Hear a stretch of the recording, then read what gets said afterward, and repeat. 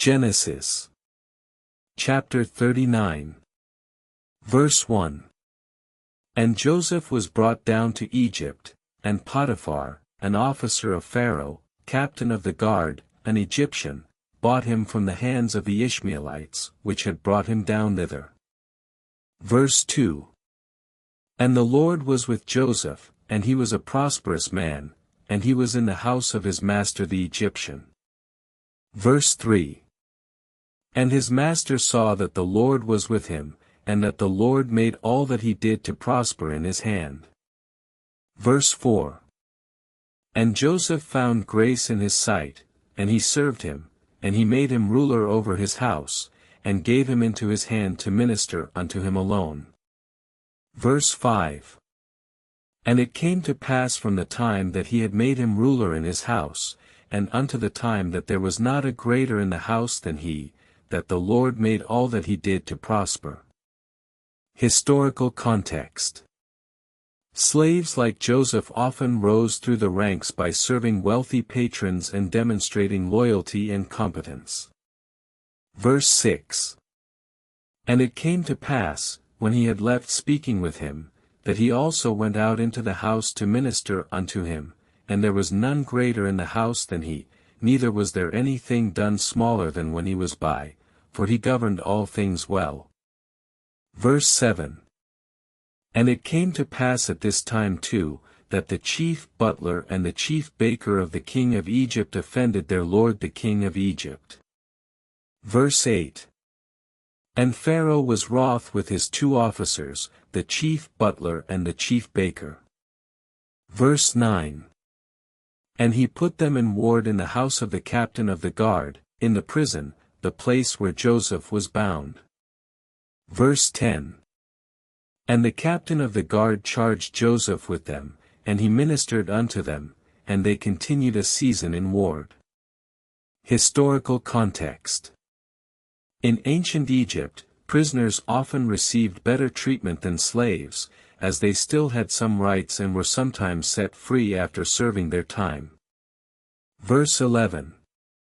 And the chief butler told Pharaoh his dream, and he said to him, I do remember my dream which I saw, and there was meat in the basket, and bread on the top of it.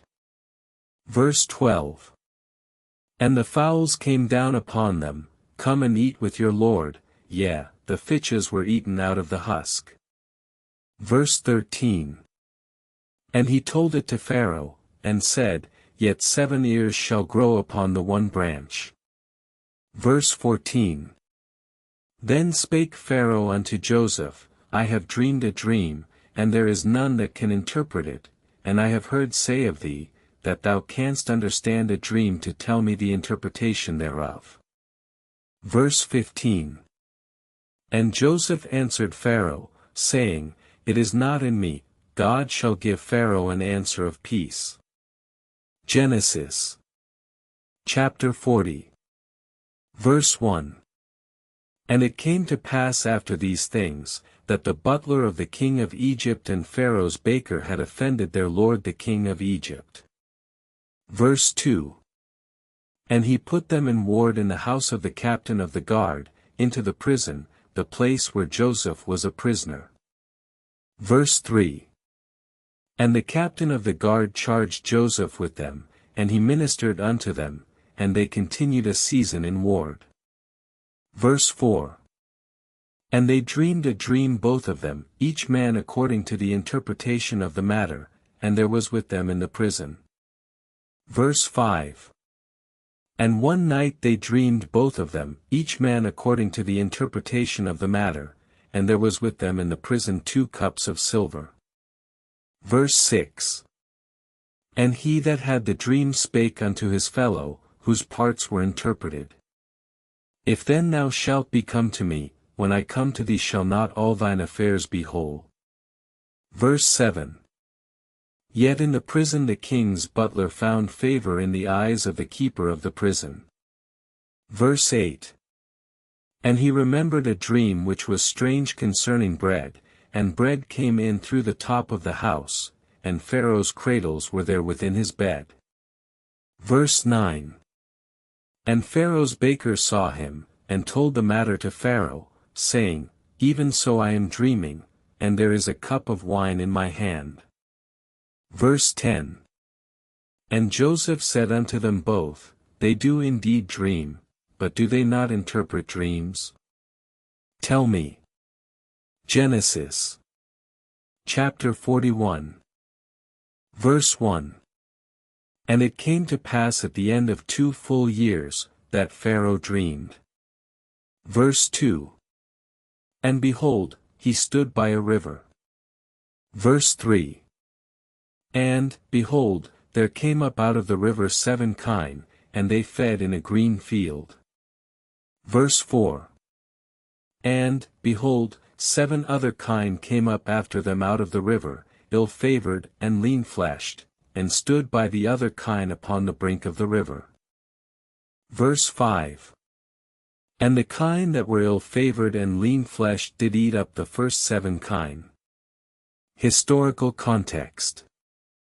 In ancient Egypt, dreams were believed to hold spiritual significance, and Pharaoh's dreams were thought to be particularly important as they could foretell future events.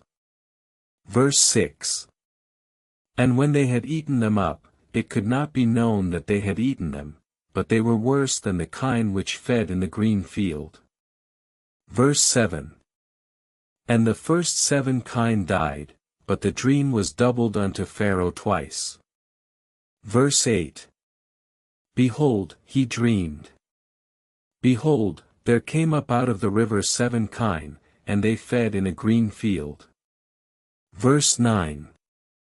And behold, 7 other kine came up after them out of the river, ill-favored and lean-fleshed, and stood by the other kine upon the brink of the river. Verse 10. And the kine that were ill-favored and lean-fleshed did eat up the first 7 kine. Verse 11. And Pharaoh awoke. And he slept and dreamed the second time, and behold, 7 ears of corn came up upon one stalk. Verse 12. And, behold, 7 ears rotted, and the raged ears devoured the good. Verse 13. And Pharaoh awaked, and, behold, it was a dream. Verse 14. Then saw Joseph his brethren, that he had 2 sons.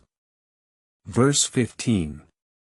And Jacob their father said unto them, Me have ye bereaved, Joseph is not, and Simeon is not, and ye will take Benjamin from me, mischief make ye to me now in being messengers of the good tidings of God. Verse 16.